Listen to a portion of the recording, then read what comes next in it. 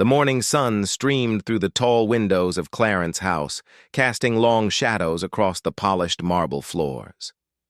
Kate Middleton sat quietly in the drawing room, her hands folded neatly in her lap as she waited. She had been summoned here by Camilla, the queen consort, for what was described as an urgent family discussion. Kate glanced at her watch. She had been waiting for nearly 20 minutes now.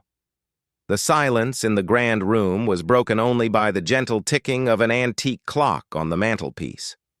She smoothed down her navy blue dress and checked her reflection in the mirror across the room. Everything looked perfect, as it always did. Being a member of the royal family meant that appearances mattered, even during private family meetings. The heavy oak doors finally opened, and Camilla entered with measured steps. She was dressed in a cream-colored suit, her silver hair perfectly styled, and her expression serious. Behind her walked Charles, looking unusually tense. His usually warm demeanor seemed strained, and he avoided making direct eye contact with Kate. "Catherine," Camilla said, her voice carrying an edge that Kate had never heard before. "Thank you for coming so promptly." Kate rose from her seat and offered a respectful curtsy. "Your Majesty," she replied softly. "I came as soon as I received your message." Charles cleared his throat and moved to stand by the fireplace, his hands clasped behind his back. The atmosphere in the room felt heavy, almost suffocating. Kate could sense that something was very wrong, but she couldn't imagine what it might be. Camilla took a seat across from Kate, her posture rigid and formal. "Please." "Sit down, Catherine. We have some serious matters to discuss." As Kate lowered herself back into the chair, her mind raced through possibilities. Had she done something wrong at the recent state dinner? Had there been some protocol she had unknowingly broken? She and William had been so careful about following every rule and tradition. "I'll be direct with you," Camilla began, her voice cold and businesslike. "There have been concerns raised about your recent behavior and its impact on the monarchy." Kate's heart skipped a beat. "I'm sorry, Your Majesty, but I'm not sure I understand. What concerns?" Camilla exchanged a glance with Charles before continuing.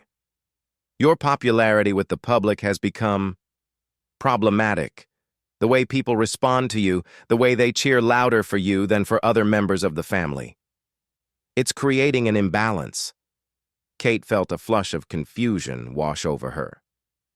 "I don't understand how being well received by the public could be a problem. Isn't that what we want? For people to support the monarchy?" "Not when it overshadows more senior members of the family," Camilla replied sharply. "Not when it creates unfavorable comparisons." The words hung in the air like a physical weight.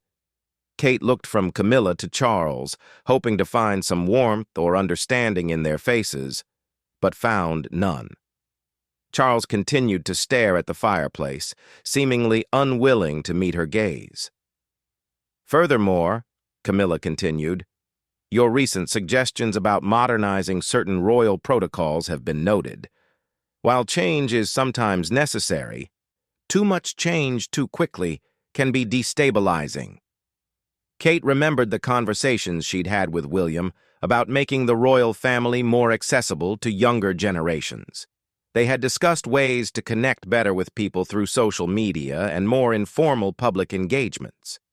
She had thought these were positive ideas that could help secure the monarchy's future. "I was only trying to help," Kate said quietly. "William and I both believe that connecting with people, especially young families, is important for the future of the monarchy." "William," Camilla said, emphasizing his name with a slight sneer. "Yes, let's talk about William. His judgment seems to be clouded lately. He's become too influenced by modern ideas, too willing to break with tradition." Kate felt a spark of anger at the criticism of her husband. "William is thoughtful and caring. He understands the weight of his future responsibilities, and he wants to fulfill them in a way that serves the people." "The people?" Camilla repeated, as if the words left a bad taste in her mouth. The monarchy doesn't exist to serve the people, Catherine. The people exist to serve the monarchy. That's how it has always been, and that's how it must remain. Charles finally turned from the fireplace, his expression pained. Catherine, you must understand that maintaining the dignity and authority of the crown requires certain sacrifices. Kate felt tears beginning to form in her eyes, but she fought them back. She had learned long ago not to show weakness in situations like this. What exactly are you asking of me? Camilla leaned forward slightly, her eyes cold and calculating. We think it would be best if you took some time away. A sabbatical, if you will. Time to reflect on your role and how you can better support the monarchy without overshadowing it. The words hit Kate like a physical blow. You're asking me to leave? Temporarily, Charles said quickly, though his voice lacked conviction. Just until things settle down a bit. Kate looked back and forth between them, trying to process what was happening. Does William know about this conversation? William will understand once it's explained to him properly, Camilla said. He's a future king, and he needs to start thinking like one. That means making difficult decisions for the good of the crown. You haven't told him, Kate realized, her voice barely above a whisper. We felt it would be better coming from you, Camilla replied smoothly. A wife's decision to step back for the good of her husband's career. It will be seen as noble, selfless. Kate stood up abruptly, her composure finally cracking. This isn't right. William and I are partners. We make decisions together. Sit down, Catherine, Camilla commanded, her voice sharp with authority. But Kate remained standing, her whole body trembling with a mixture of anger and hurt. You can't just exile me because I'm popular with people.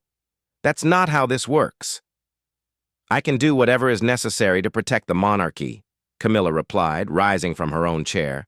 And right now, what's necessary is for you to step back and remember your place. The two women stood facing each other across the ornate coffee table, the tension between them palpable. Charles looked increasingly uncomfortable, shifting his weight from one foot to the other. My place, Kate repeated slowly. My place is beside my husband, supporting him and the work we do together. Your place, Camilla said firmly, is wherever I say it is. I am the queen consort, and you would do well to remember that. Kate felt something break inside her chest. All the years of trying to fit in, of following every rule and protocol, of giving up her own dreams and ambitions for the sake of the family. It all seemed to crumble in that moment. I won't do this to William, she said, her voice stronger now. I won't just disappear and leave him wondering what happened. If you have problems with me, then deal with me directly. Don't use my marriage as a weapon. Camilla's eyes flashed with anger. Your marriage exists because we allowed it to exist. Don't forget that. Catherine, you were nobody before you married into this family, and you can be nobody again just as easily. The cruel words hung in the air between them. Kate felt tears finally spilling down her cheeks, but she held her ground. I love William, she said simply. And I love this family despite what you're doing right now. But I won't be bullied into abandoning my husband or my duties. Then you're making a very serious mistake, Camilla warned. One that could have consequences far beyond what you imagine. Charles stepped forward, looking distressed. Perhaps we should take some time to think about this. Let emotions settle a bit before making any final decisions. But Camilla shook her head. No, Charles. This conversation is long overdue. Catherine needs to understand the reality of her situation. She turned back to Kate, her expression hardening even further. You have until the end of the week to make your decision. Either you announce your temporary withdrawal from royal duties, citing a need for personal time, or we will find other ways to address the situation. What does that mean? Kate asked, though she wasn't sure she wanted to know the answer. It means, Camilla said slowly, that we have ways of making life very difficult for people who don't cooperate. Your children's security arrangements, your housing situation, your access to family events, all of these things can be adjusted. Kate gasped, her hand instinctively moving to cover her heart. You wouldn't use my children as leverage. I would do whatever is necessary to protect the monarchy, Camilla repeated coldly, including protecting it from those who refuse to respect its hierarchy. The threat was clear, and Kate felt her world spinning. She thought about George, Charlotte, and Louis, about their innocent faces and their trust in the adults around them to keep them safe and secure. The idea that they could be used as pawns in this power struggle made her feel physically sick. You're asking me to choose between my children's well-being and my marriage, Kate said, her voice breaking. I'm asking you to choose between your ego and your family's future, Camilla corrected. The choice seems obvious to me. Kate wiped the tears from her cheeks with the back of her hand. She looked around the room that had once felt like a second home, at the family portraits on the walls, at Charles who couldn't meet her eyes. Everything she had worked for, everything she had sacrificed, seemed to be slipping away. I need time to think, she said finally. You have until Friday, Camilla reminded her. I suggest you use that time wisely. Without another word, Kate turned and walked toward the door. Her legs felt unsteady, but she managed to maintain her dignity as she left the room. The last thing she heard before the door closed behind her was Camilla's voice, speaking to Charles in a tone that suggested their conversation was far from over. As Kate walked down the long corridor toward the main entrance, she felt completely alone. The portraits of past kings and queens seemed to watch her with disapproving eyes, as if they too believed she didn't belong. Her footsteps echoed in the silence, each step taking her further from the life she had built and the family she had tried so hard to serve. Outside, her driver was waiting with the car. He opened the door for her with his usual professional smile, but Kate could see concern in his eyes. She must look as shattered as she felt. As the car pulled away from Clarence House, Kate stared out the window at the London streets passing by. People were going about their normal lives, completely unaware that her world had just been turned upside down. She needed to get home to William, but she had no idea how to tell him what had just happened. The drive back to Kensington Palace felt endless. Kate's mind raced through the conversation, trying to understand how things had gone so wrong. She thought about all the public engagements she had enjoyed, all the people she had met who seemed genuinely happy to see her. Had her enthusiasm really been so threatening? She thought about the children's charities she supported, the mental health initiatives she had championed, the work she had done to modernize the royal family's image. Had it all been a mistake? Had she overstepped boundaries she didn't even know existed? Most of all, she thought about William and how this would affect him. He was so proud of the work they did together, so committed to their partnership. How could she explain that she was being forced to choose between supporting him and protecting their children? As the car turned through the gates of Kensington Palace, Kate saw their home in the distance. It had always been a sanctuary, a place where she and William could be themselves away from the constant scrutiny of public life. But now even that felt uncertain. She knew that whatever decision she made in the coming days would change everything. The life they had built together, the future they had planned, the dreams they shared, all of it hung in the balance because of one conversation with a woman who saw her as nothing more than a threat to be neutralized. The car came to a stop, and Kate sat for a moment, gathering her strength. She had to face William soon, had to find the words to explain what had happened. But first, she needed a few moments to process the reality that the family she had devoted her life to serving had just declared war on her. As she stepped out of the car and walked toward her front door, Kate realized that her real test was just beginning. The conversation with Camilla had been brutal, but figuring out how to move forward without losing everything she cared about would be even harder. William arrived home earlier than usual that evening, his mind still occupied with the morning's military engagement. He had spent the day visiting wounded veterans at a rehabilitation center, and their stories of resilience and determination had left him feeling both inspired and emotionally drained. As he walked through the familiar halls of Kensington Palace, he was already looking forward to spending a quiet evening with Kate and the children. The house felt unusually quiet as he made his way toward their private quarters. Normally, Kate would greet him with a warm smile and updates about her day, but today there was only silence. He called out her name softly, not wanting to wake the children if they were napping. "Kate, I'm home." No response came, which struck him as odd. He checked the children's playroom first, thinking perhaps she was reading to them or helping with homework, but found it empty.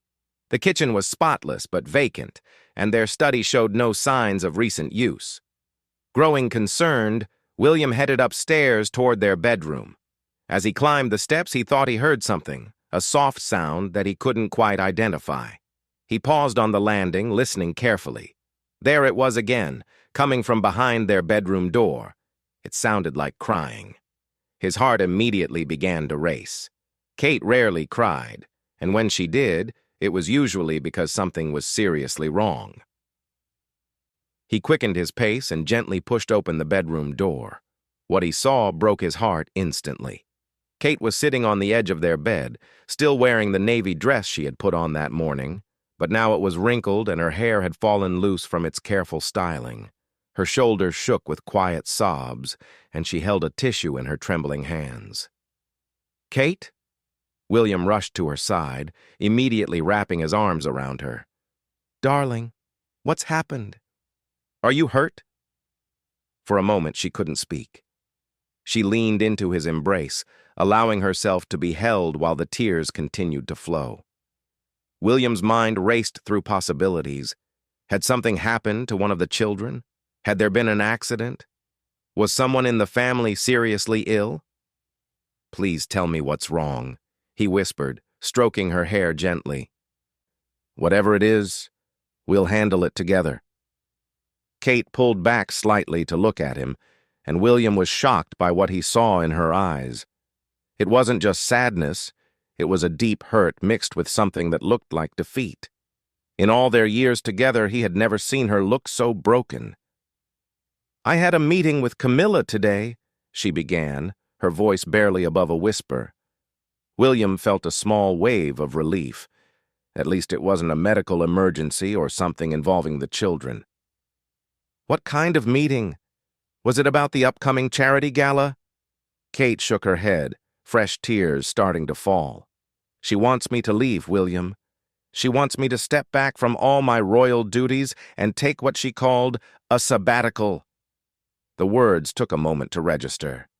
William blinked, certain he had misunderstood. "I'm sorry. What did you say?" "Camilla thinks I'm too popular with the public," Kate continued, her voice growing stronger with anger.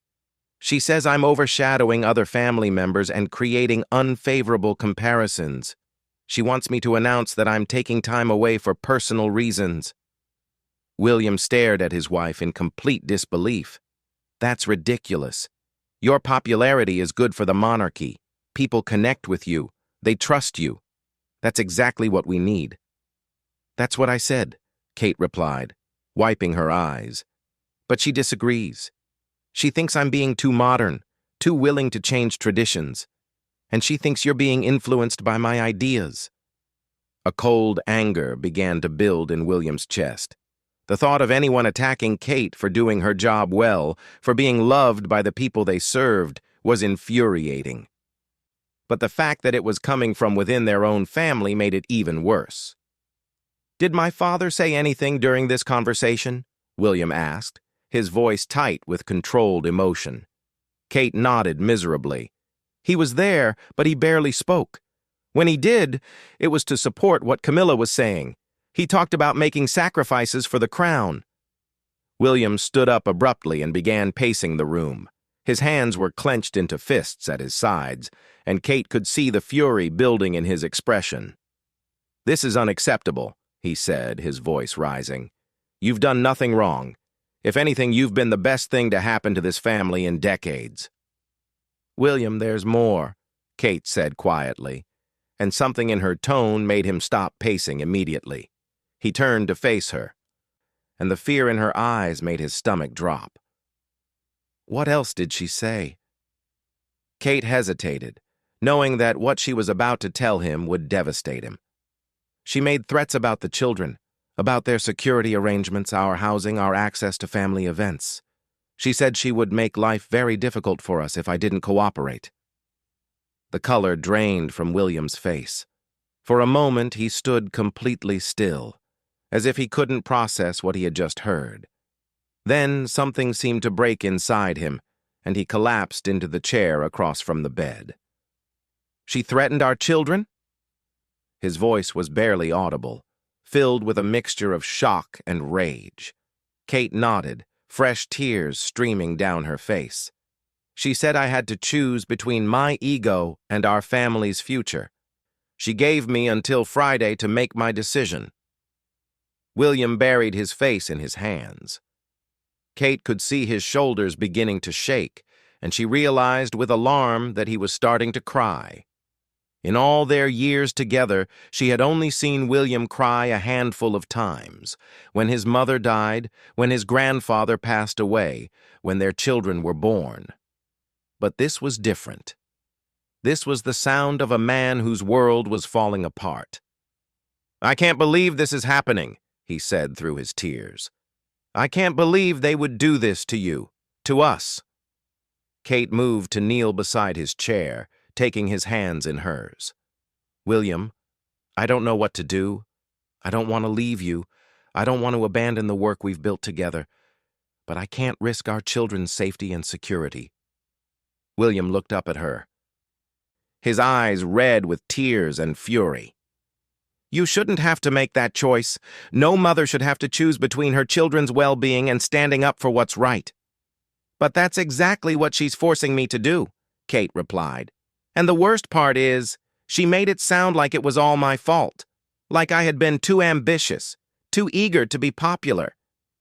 William shook his head vehemently. "None of this is your fault. You've been perfect, better than perfect.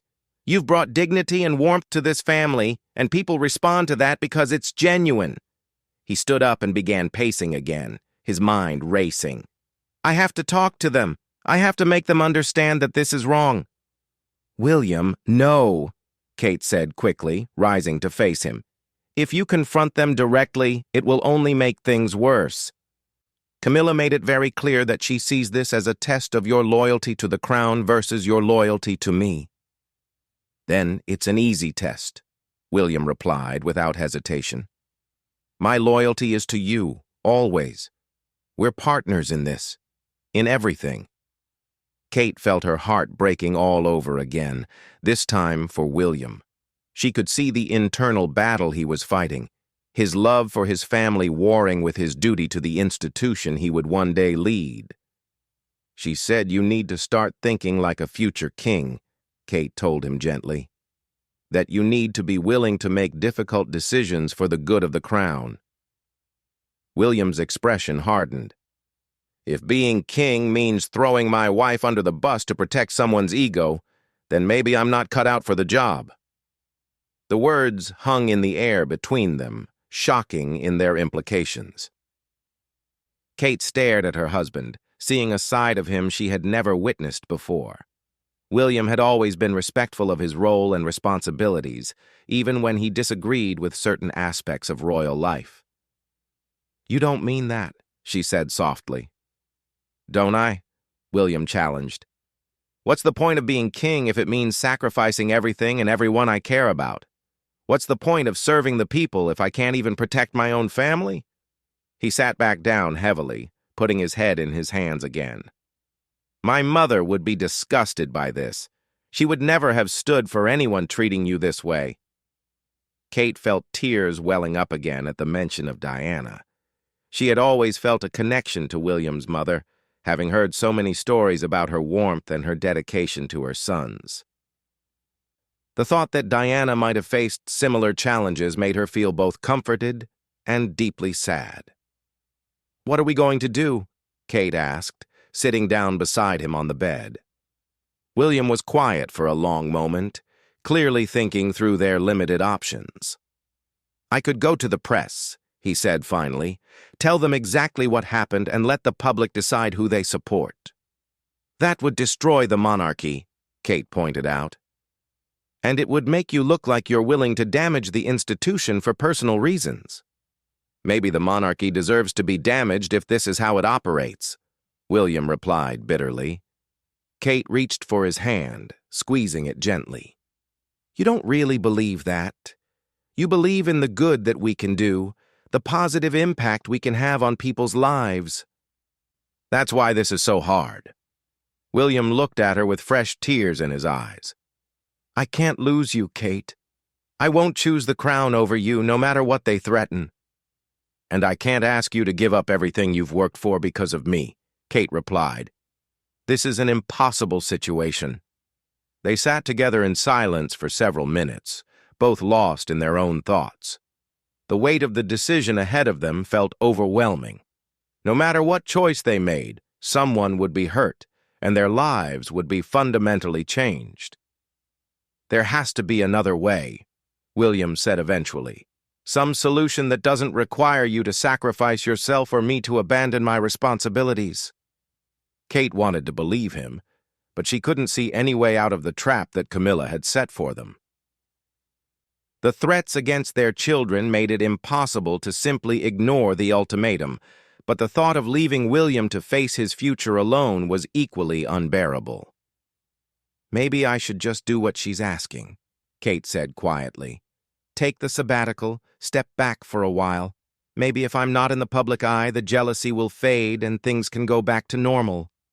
"No," William said firmly. "Absolutely not. If you give in to this now, it will never stop. There will always be another reason why you need to step back, another threat to keep you in line."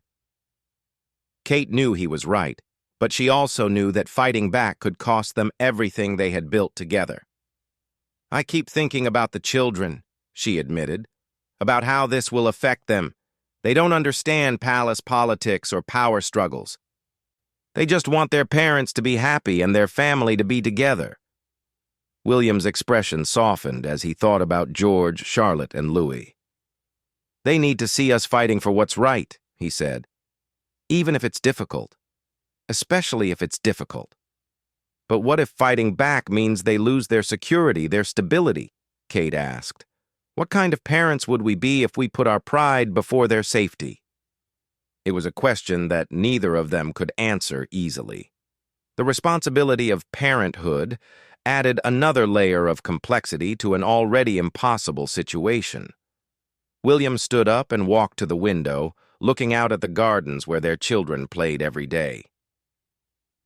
The sight of the playground equipment and the carefully maintained lawn reminded him of all the normal family moments they had shared in this home.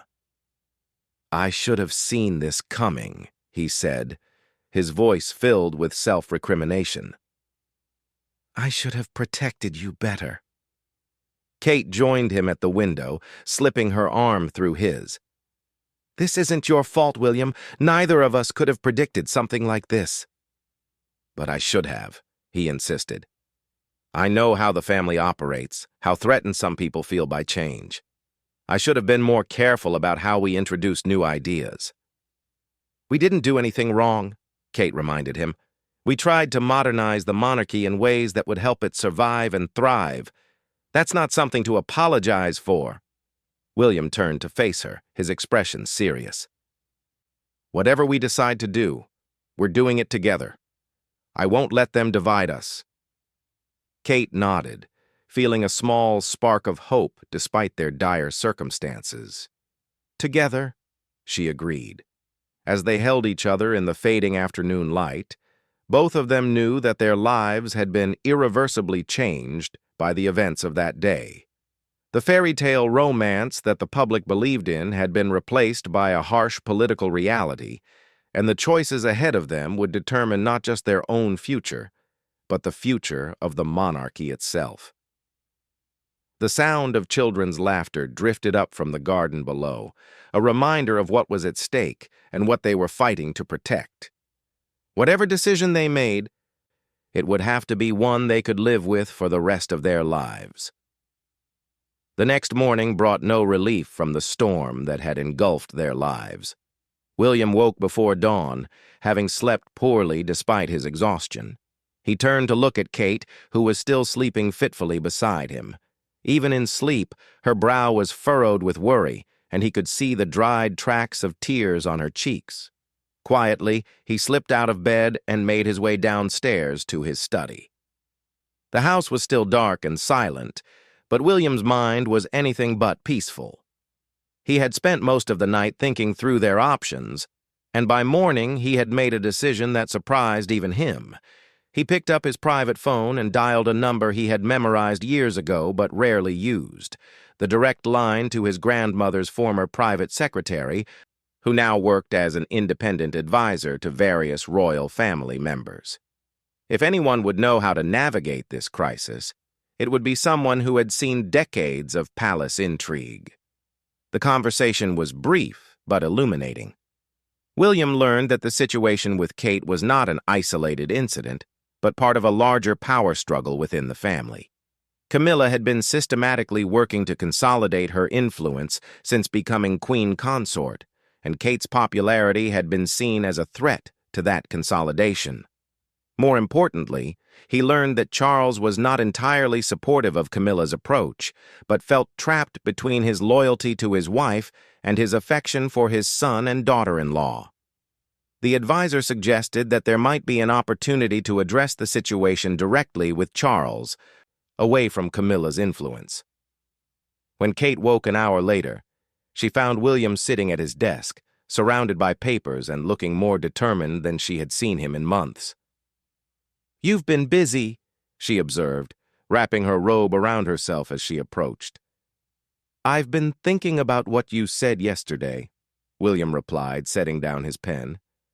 "About how this will affect our children and what kind of parents we want to be." Kate sat down in the chair across from his desk, studying his expression carefully. "And what did you decide?" "I decided that we're going to fight back," William said simply. "But we're going to do it smart, not emotional." He explained his early morning phone call and the insights he had gained about the broader political situation within the family. Kate listened intently, feeling both relieved and apprehensive about the plan that was clearly forming in his mind. "So what exactly are you proposing?" she asked. William leaned back in his chair, his expression serious but confident. "We're going to force a family meeting, not with Camilla controlling the narrative, but with all the key players present. We're going to make our case for why what she's doing is wrong, not just for us, but for the monarchy as a whole." Kate felt a flutter of hope mixed with fear. "And if that doesn't work? If they still insist that I step back?" "Then we make it clear that they'll lose both of us," William replied without hesitation. "I meant what I said yesterday, Kate. I won't choose the crown over you." The conviction in his voice was both comforting and terrifying.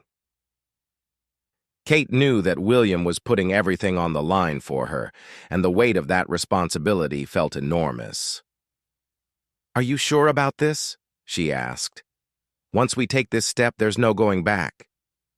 "I've never been more sure of anything in my life," William replied. "We've spent years building something meaningful together, and I'm not going to let anyone destroy that without a fight." Over the next 2 days, William worked behind the scenes to arrange the meeting. He spoke privately with several family members, including Princess Anne and Prince Edward, both of whom expressed surprise and concern about Camilla's ultimatum to Kate. He also reached out to trusted advisors and former palace staff who could provide historical perspective on similar situations. What he discovered was both encouraging and disturbing. Similar power struggles had occurred in the past, but they had usually been resolved through careful negotiation and compromise. However, Camilla's approach was more aggressive than anything anyone could remember, and several people expressed concern about the precedent it would set. On Thursday morning, the family meeting was finally arranged to take place at Windsor Castle. The neutral ground was William's suggestion, as it removed them from the formal atmosphere of Buckingham Palace and the personal territory of Clarence House. Kate spent the morning preparing carefully for what she knew would be the most important conversation of her royal life. She chose a conservative navy suit that projected both professionalism and respect for tradition. Her hair was styled simply but elegantly, and she wore minimal makeup. Every detail was calculated to show that she was serious, respectful, and not seeking attention for its own sake. William, meanwhile, had prepared detailed notes about Kate's contributions to the monarchy over the years. He had gathered statistics about her public approval ratings, examples of successful initiatives she had led, and testimonials from charities and organizations about the positive impact of her work. When they arrived at Windsor Castle, they were shown to the same room where Kate had been interviewed before her engagement to William was announced. The memory of that happier time felt both distant and painful now. Charles arrived first, looking more tired than Kate had ever seen him. Behind him came Camilla, impeccably dressed as always, but with an expression that suggested she was not pleased about this meeting taking place. Princess Anne and Prince Edward arrived together, both wearing serious expressions that gave away nothing about their positions on the issue. They took seats around the large oak table, creating an atmosphere that felt more like a business negotiation than a family discussion. "Thank you all for coming," William began formally. "I think we all know why we're here, but I want to make sure everyone understands the full scope of what's being proposed." He looked directly at Camilla as he continued. "My wife has been given an ultimatum to either voluntarily step back from her royal duties or face consequences that would affect our children and our family's security. I believe this ultimatum is not only wrong, but potentially damaging to the monarchy we all serve." Camilla's expression remained neutral, but Kate could see a flash of irritation in her eyes. "William, I think you're being overly dramatic. What I proposed was a temporary measure to address some legitimate concerns." "What concerns, specifically?" Princess Anne interjected, her voice crisp and businesslike. "I've reviewed Catherine's work over the past several years, and I can't identify any areas where criticism would be warranted." This was the opening William had hoped for. He began methodically presenting the evidence he had gathered about Kate's positive impact on the monarchy. He showed statistics demonstrating that public support for the royal family had increased significantly since their marriage, largely due to Kate's appeal to younger demographics. He presented examples of successful modernization efforts that Kate had championed, including the use of social media to connect with people during the pandemic and the development of new approaches to mental health advocacy that had received widespread praise. Most importantly, he showed how Kate's work complemented rather than competed with other family members' efforts. Her focus on early childhood development, for example, supported rather than overshadowed Charles's environmental work and Camilla's literacy initiatives. As William presented his case, Kate watched the faces around the table. Princess Anne looked increasingly convinced, nodding approvingly at several points. Prince Edward appeared thoughtful and engaged. Even Charles seemed to be reconsidering his position, though he kept glancing nervously at Camilla. When William finished his presentation, the room fell silent for several long moments. Finally, Princess Anne spoke up. "I have to say, William, this evidence is quite compelling.